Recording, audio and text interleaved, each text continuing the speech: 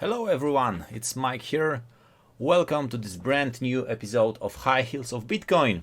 And I must say, she's finally here. My very special guest today is Rachel, our very own crypto MTV star. And you can find her on Twitter, CryptoFinally. So, without any further delays, let's get started.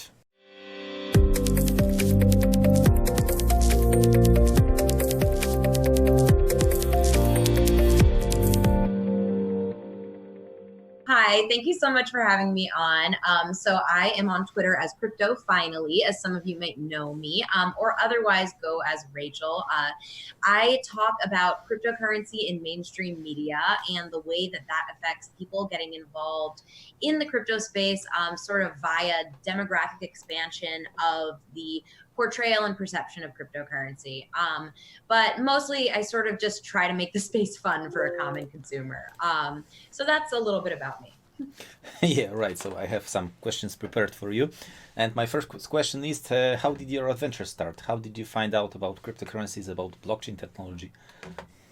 So I first got involved in cryptocurrency and blockchain technology. I actually have a background in mainstream production myself. So I used to work for the Blue Man Group. I did commercial production, HPE, Weight Watchers, Broadway theater. I did Lion King, Wicked.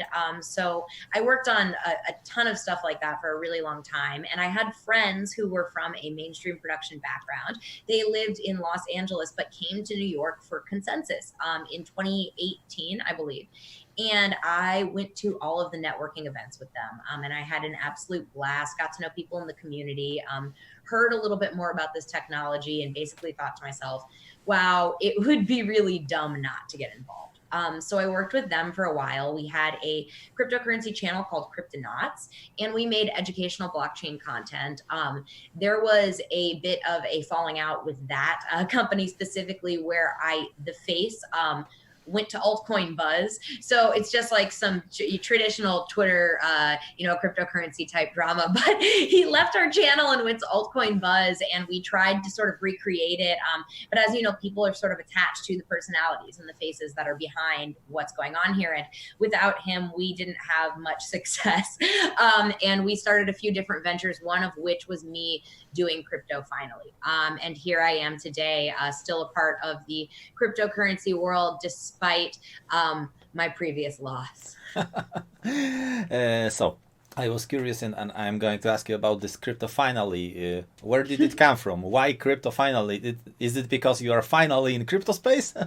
Yeah, it's because I'm here. It's your girl. I didn't give, it's funny. I saw, I'm like stuttering. I saw that were going to ask me that question. You gave me some questions that you had, and that was one of them. And I thought to myself, so many people ask me, why did I choose CryptoFinally? And the honest answer to that is I don't think that I put so much consideration into the name. I didn't realize that people were going to be like calling me finally as a casual nickname. And they do at conferences. People will yell finally, and I'll know they're talking to me. I sort of feel weird in a casual conversation when people say like finally here, that kind of thing. I'm like, oh, wow, they're not talking about me. And I didn't realize I was going to have that personal relationship with the nickname. So I didn't give too much thought to it at the time, other than like, hey, crypto's hitting mainstream. More people are here. I'm here. Let's all do it, guys. It's kind of like a ham thing to have said in the first place. But that's more or less it. Yeah, I'm pretty sure that someone may think that your name is finally, because there are so many different and weird names. So if you can name someone Hope or maybe a Rainbow, then finally can be said. So maybe some people think that finally is your name, not Rachel. I'm fine with it. I think it's cute. I think it's a good nickname if I had to have one. Yeah. All right.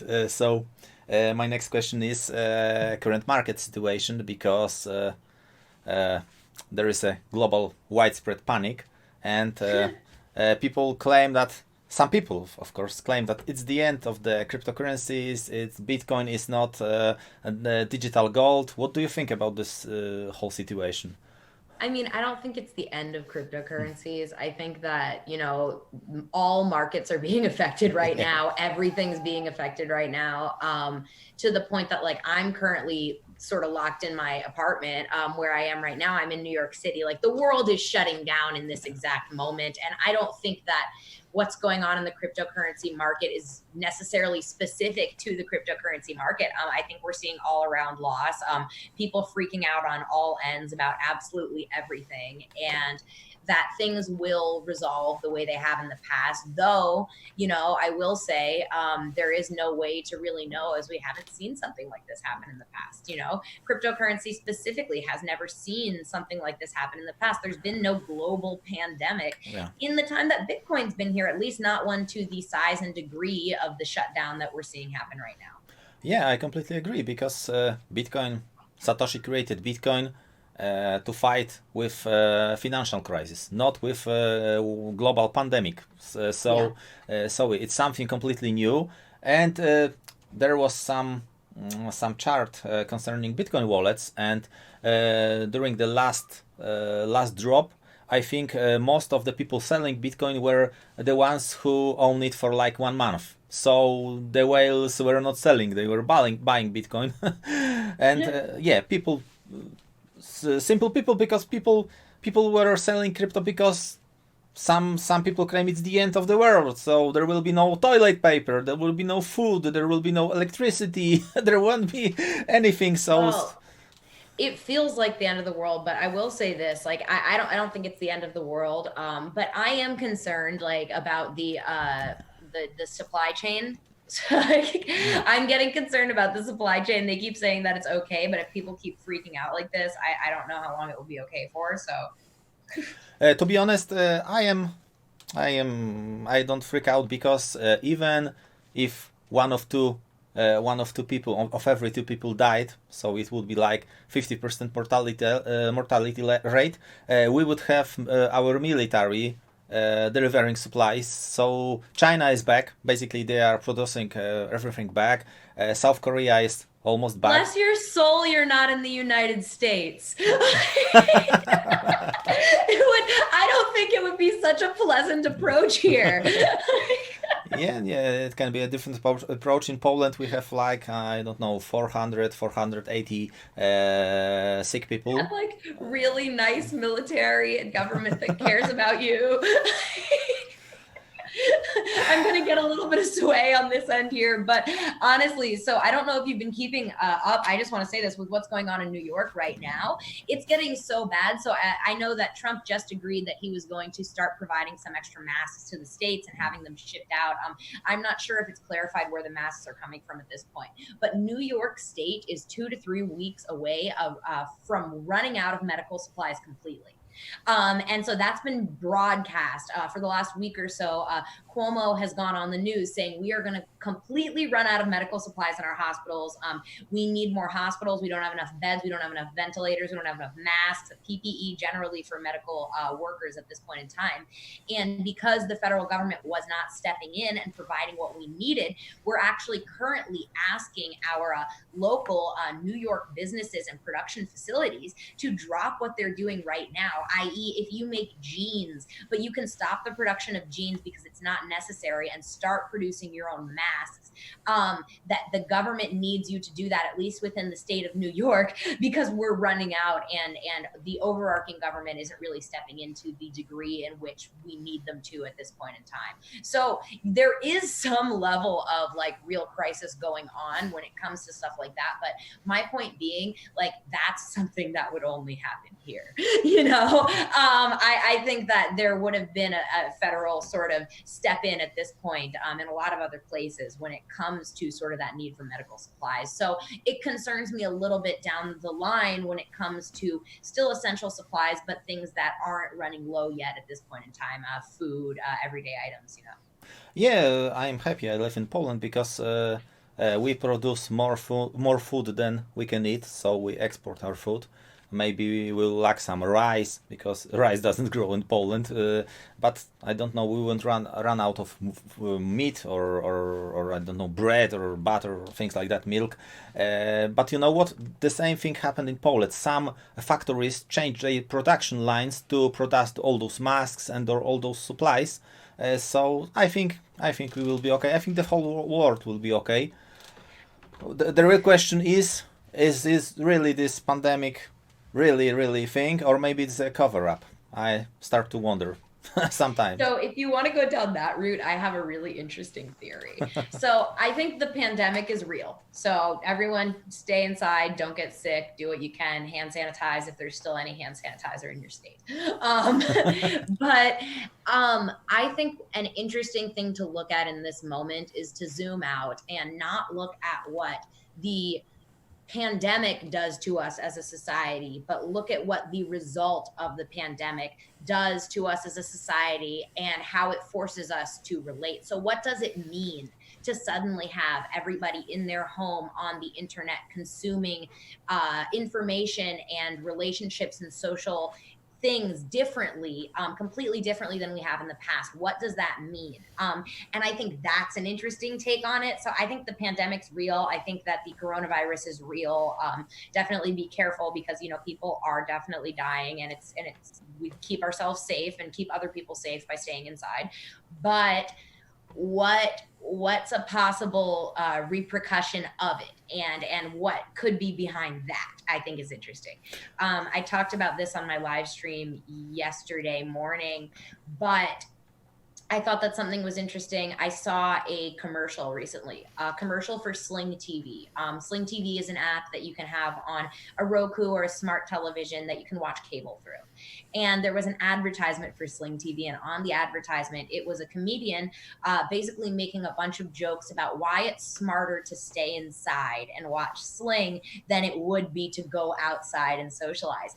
And so what we're starting to see is this pandemic and this fear and what's happening in news and media culture start to transform over to a commercialized aspect, which I'm finding really interesting. How are they monetizing, marketing, and commercializing on the pandemic? And you're starting to see it happen even so quickly as a couple months into us even knowing coronavirus existed. So that's an interesting one. Yeah, don't get me wrong. I don't say it doesn't exist. I know people die around the world, and it would be stupid just to go outside because you want to go outside and meet people. I go to walk through the forests or things like that, but I avoid people if I can. But of course, we cannot all stay inside. It's impossible. We have to work. Our medical staff has to work. Our, I don't know, people from energy grids or Well, yes, the necessary workers. yeah, So yeah. that's what we're doing here. Everyone who's not a necessary worker has been mandated to stay home by the government. Yeah, but let's we stay home for more than 1 or 2 months. There are small businesses which are not essential to our industry, our market, our country, but people has to earn the money. They cannot that cannot stay at home forever. So I hope it will end very soon, because I think after 2 months at home, when people will run out of money, they will go outside no matter what. They will start Yeah. fighting the government, and that may be the real crisis. Well, Oh, I agree. So that's more what I'm afraid of, is not the virus itself, but again, like how yeah. we're responding to it, the supply chain buying things out, the economic crisis that's happening at the same time. But also a really interesting, and I think this is a kind of cool thing that at least our administration did, and they put out this morning. New York did it yesterday, but I think federally across the United States, we did it today. Is there's a 90-day grace period for everyone's home, so you can't be kicked out of your home in the next 90 days. No one can force you to relocate. So I think that's a kind gesture in the wake of the fact that they know a lot of small businesses are losing a lot of money right now. Yeah, that's a very important thing. All right, let's leave this coronavirus and let's talk about MTV, because I think you're the first person on MTV doing show about cryptocurrency, right? How did it happen? Because for me, it's like completely out of this world. MTV and cryptocurrencies. So they found me on Twitter actually. So a while back, it was about last year. I think it was last April. They found me on Twitter and they reached out to me and said that they were looking for someone who could talk a little bit about cryptocurrency, and they had me come out to shoot an episode with them. And that episode was on true life crime. It was called the $5 million phone hack, and it was about a hacker, Joel Ortiz, who SIM swapped $5 million worth of cryptocurrency via information that he had actually collected at Consensus 2018, which I had spoke about. That's where I got involved in cryptocurrency. And they didn't mention all that in the episode because it's too complicated for the common consumer. Like, they're not going to know what Consensus is. They're not going to understand why, handing out a business card with your phone number might have been a hot spot for a SIM swap. But that's what the episode on MTV was about. And I thought that it was actually genuinely very cool when it comes to exposing cryptocurrency to a more mainstream audience who might not know that it exists. Yes, there was the spin on it that it's about a hack that happened, which might make crypto seem a little more dangerous. But the fact of the matter is, a general MTV audience probably doesn't know anything about cryptocurrency or blockchain technology to begin with. Yeah, most of the people heard about cryptocurrencies, but they then don't know. When you say, for example, I hear questions like, what is better, Bitcoin or blockchain? And then I say, what is better, Google or internet? Yeah, so people need education. But now when you have mentioned swim swapping, to be honest, I completely don't understand this problem, because in Poland, to get another SIM card, you have to verify yourself. You go to your reseller or telecom operator, you have to show your ID, and only then, after verifying you, they give you a new SIM card. How does it happen? How is it in the United States? We just have a lot more issues when it comes to stuff like that. So basically, the most common way that people are SIM swapped in the United States is that a hacker, a SIM swapper, will get some personal information about you, and it will typically be personal information that you've already put out. Stuff that might be your back-end password, your birthday, a little bits here and there. And then they will call the telephone provider that you have. So say you have AT&T. They will call up the person from AT&T, a representative, and they will get on the phone and they'll give them the small bit of information that they've collected from you online. Say, hey, I am this person. I have this phone line with you at AT&T. This is my birthday. Here's my pet's name. Please change my my current phone number to the line that I'm on right now. I'd like to do that. And very simply, a lot of these telephone companies have just gone ahead and done so. So we've been seeing a lot of lawsuits. There's a big one right now against, I believe, AT&T, and I just don't know the numbers or like the big dead facts on this, but I know that AT&T is being sued right now for a SIM swap hack that happened with cryptocurrency because they handed over the phone number so simply and without verification. So it's human error for the most part. It's not a computer system. It's someone on the phone who just needs to believe that it's you. And that's why it's become such a common problem, at least here. But there are ways that you can protect against that. Within your telephone company and your provider alone, you can provide a PIN number. And a lot of people don't know this. You can do an extra layer of security and give them a specific PIN number that they need to have in order to access or change any of your information. So if you're in the United States, I really suggest you add a PIN number to your mobile provider.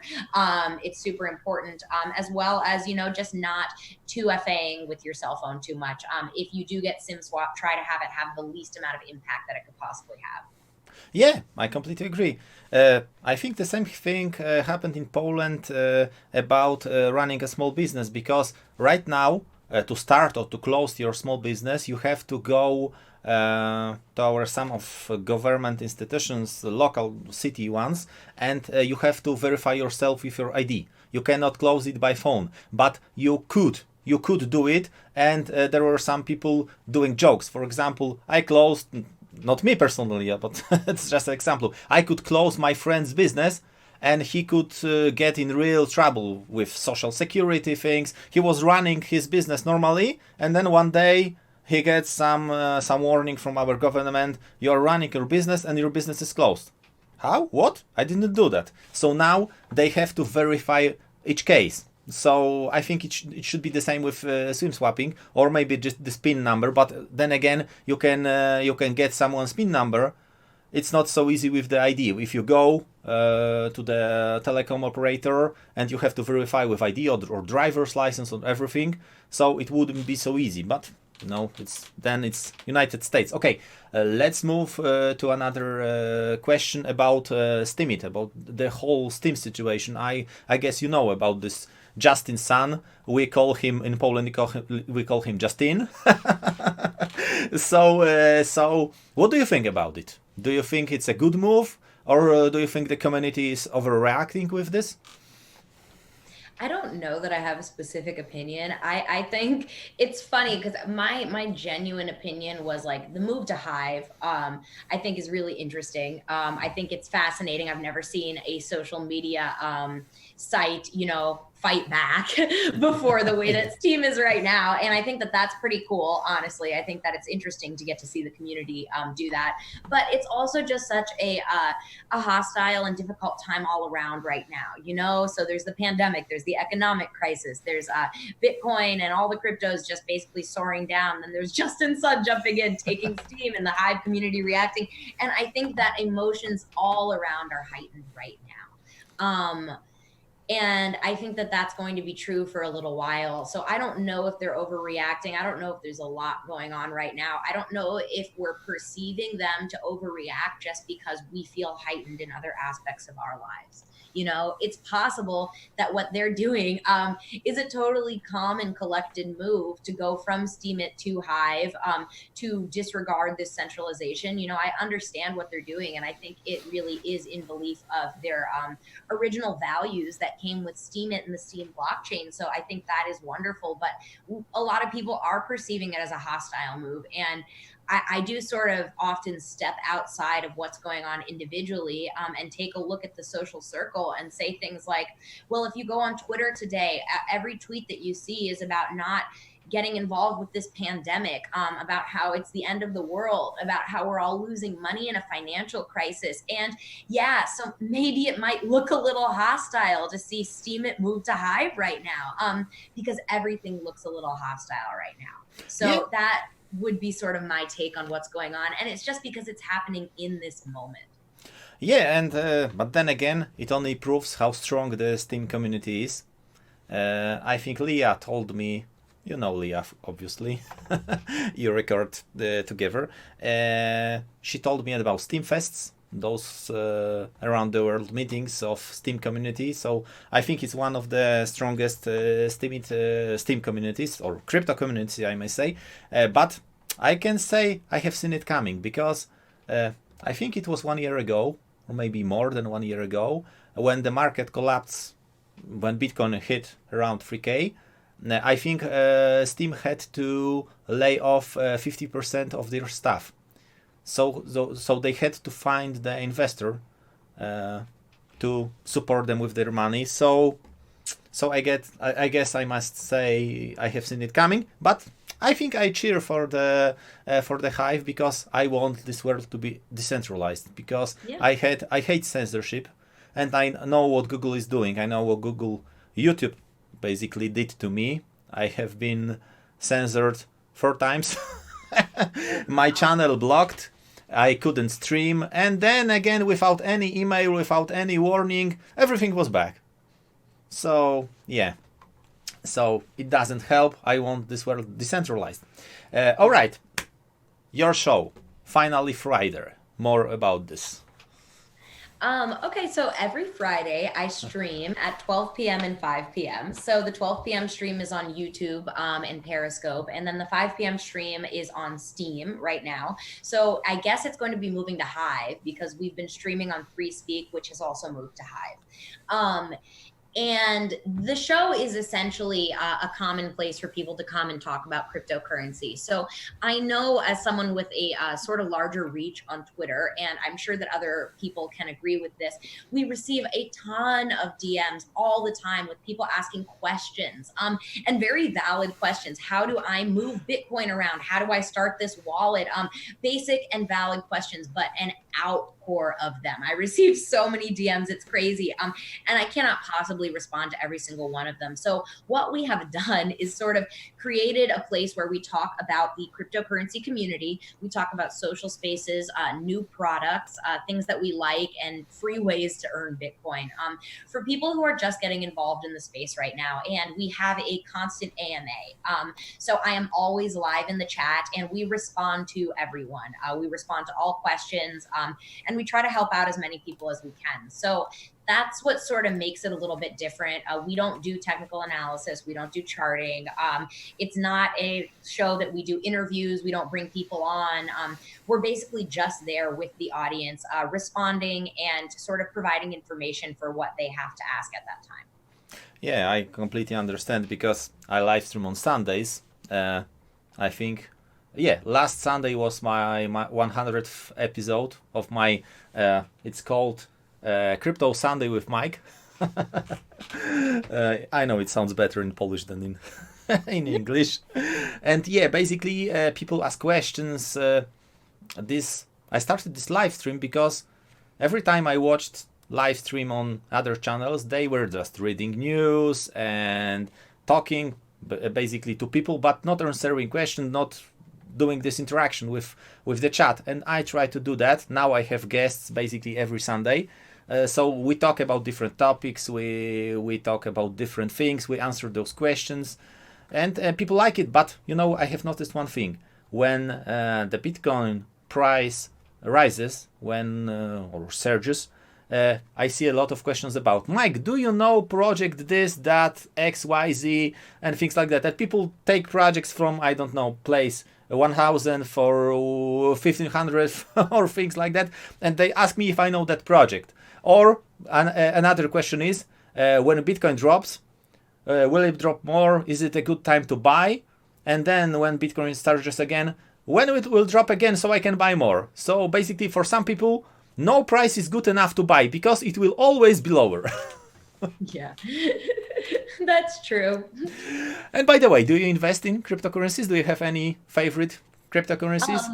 Bitcoin is my favorite. I'm fairly low risk, so I'm not a trader. I am a bad trader, and I'm open about the fact that I'm not a good trader. I'm too emotional. It's scary for me. I prefer a long-term investment angle. So I am mostly in Bitcoin. So the majority of my portfolio is in Bitcoin when it comes to cryptocurrency, and then followed thereafter shortly like Litecoin, Ethereum, just assets that I found to be there and have a large market cap. I'm not looking for any low market cap gems at this time. Yeah, sometimes those gems, people think they are gems and they are just shitcoins. Some people shill it on Twitter or maybe on YouTube. I'm down for like a low market cap shitcoin that I put $50 in and it turns into $50,000. Like that's the kind of gem I'm down for. I'm not down for the kind of gem that I need to put my entire savings into. Like that's not what I'm looking for. Not a one-day pump like that. Yeah, there is one YouTuber in Poland, my friend, called Kowalski. Whenever he buys anything, the price immediately drops. So we wait for him to buy something, and then we buy this, and then when he sells, because he said, "Okay, it's the end. I'm not buying anymore. I'm selling it." The price rises. So, so we ask him. We joke about it, of course. So, what are you going to buy next? When are you going to sell your? He was, yeah. So yeah, basically he sells and then it goes up.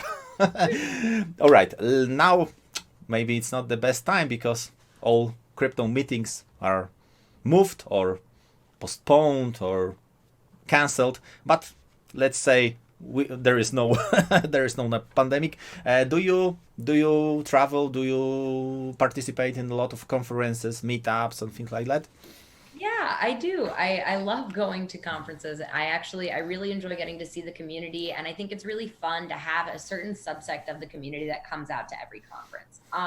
So it's nice to get to see your friends, and it's always nice to get to meet new people in cryptocurrency and blockchain in new cities. So I really do enjoy conferences. However, you are correct. There is a pandemic right now, and I think that everything is canceled. Yeah, Everything in the foreseeable future has been canceled, including New York Blockchain Week. I think the sooner, I think the first, the earliest conference I have seen is set for November. So yeah, basically one big conference in policy, not only crypto but also investing conference was cancelled. So yeah, Yeah, everything. Yeah. no, so yeah, everything is cancelled. The whole world stopped. Crypto world stopped. Meetings postponed, cancelled. We have to wait at least.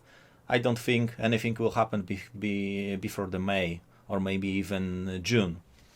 So yeah, No, we have to wait. But we have crypto Twitter. So we do. yeah. So do you have any favorite people? And do you think that Twitter is, for me personally, the best platform for cryptocurrency? I think that Twitter is a really good platform for cryptocurrency because it seems to be where a lot of the community has settled. I really do like the decentralized platforms, the crypto based platforms, where a lot of us tend to congregate. But I think essentially, like at the root, everybody's on Twitter right now. Yeah. And it's a good place where, again, normal sort of not cryptocurrency minded people can find us, and they can connect with us and they can learn more and get themselves involved with the space, which I think is most people's common goal at this point in time. As far as accounts, I've really gotten into this place where I've befriended a lot of the smaller accounts. So like people that don't necessarily have reputable names, who just genuinely tend to share really pertinent and important information. People also who interact with you. I love to actually interact and engage with the community on Twitter. It's a really important part for me, and sometimes it's grueling. I try to respond to every single comment, and there are days where I'll put out 500 comments back. And it's not sort of an easy job, but it really is fulfilling to get to see this community and this community that returns and wants to have an open conversation and start dialogues with me about topics that I'm genuinely interested in. So I'm really pointing towards the smaller accounts. I'm having trouble coming up with specific names right now, but look for people who can be your friends. I mean, if you're looking for accounts, don't necessarily go look out and try to follow one of these influencers, myself included, trying to get information. Really reach out to the community because the community is there and the community doesn't have 20,000 followers.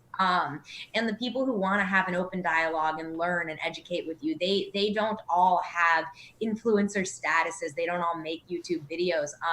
But it's really wonderful to connect on that one-on-one level. If you wanted a bigger name, like you said, Leah before, Girl Gone Crypto, who has been smaller but has been growing a lot in the last few months. She's big on Steam, which I think makes her really important. And I think that she should have more value in that respect when it comes to her mainstream sort of audience and following on Twitter and YouTube, because what she's done for Steam has been really awesome and interesting. So go check her out at girlgone_crypto. Yeah, she was my first guest, my first English episode of High Heels of Bitcoin. I reached out for her, and she said, "Okay, great, let's do it." And I think I've told her, "Remember my words, mark my words, you will be a superstar." And then there is this Super Bowl commercial with her and her sister. So yeah, she's great. She's doing so many funny videos. I laugh my ass off. She's so funny. I know Yeah. her TikTok videos have been very good recently as well. I've been laughing a lot. I like the one she put out a couple days ago about going onto crypto Twitter for the first time. But I had a funny story about her really quick that has to do with the Super Bowl. Literally 2 days ago, I've been watching the news constantly about the pandemic, just sort of interested to see what's going on in different places. And I had CNN on, and it had just sort of been droning in the background while I worked on my computer. And I got up up. And I went into my kitchen to go make myself like a cup of tea. And as I was standing up and walking by, the Discover commercial that Girl on Crypto is in comes onto my television on CNN. And for a moment, like she pops up on my TV and I like completely lost track of reality at all. So it's like all this like pandemic, the world is ending. I'm literally texting her talking about the free speak stream that we do.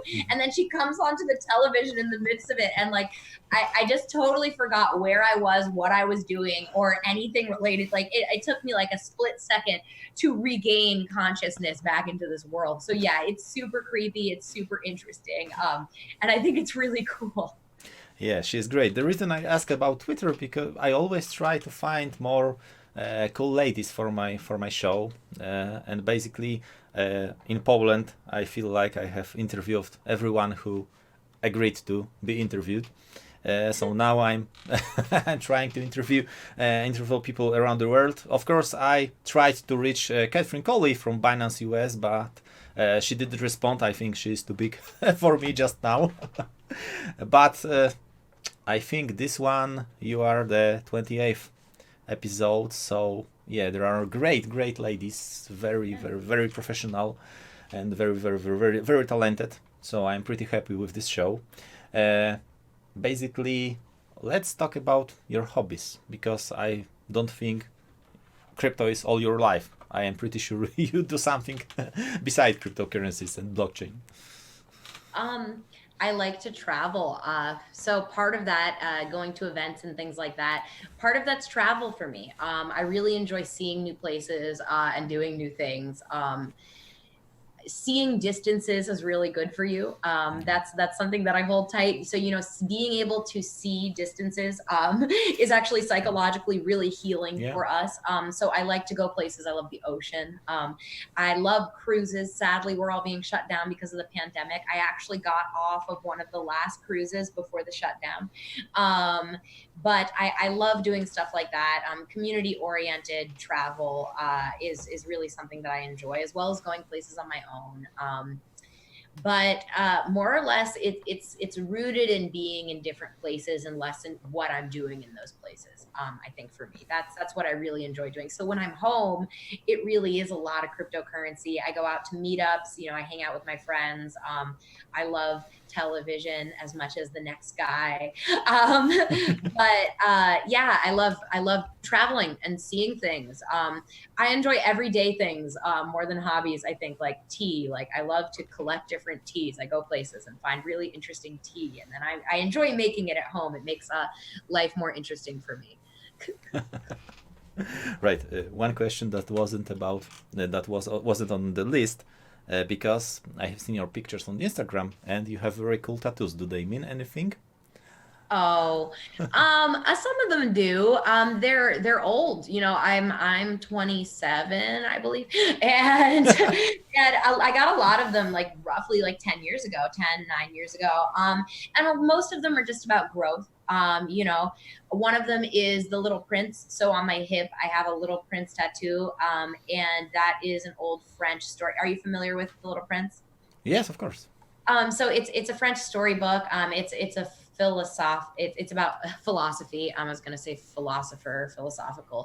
But it's about philosophy, but it's created for children. And there's a scene in The Little Prince where he needs to rake the roots of these baobab trees off of his planet in order to survive and stay on the planet. But one day he does not. And the baobabs grow and they overtake the planet. And he's forced to leave his small planet and go explore the rest of the galaxy.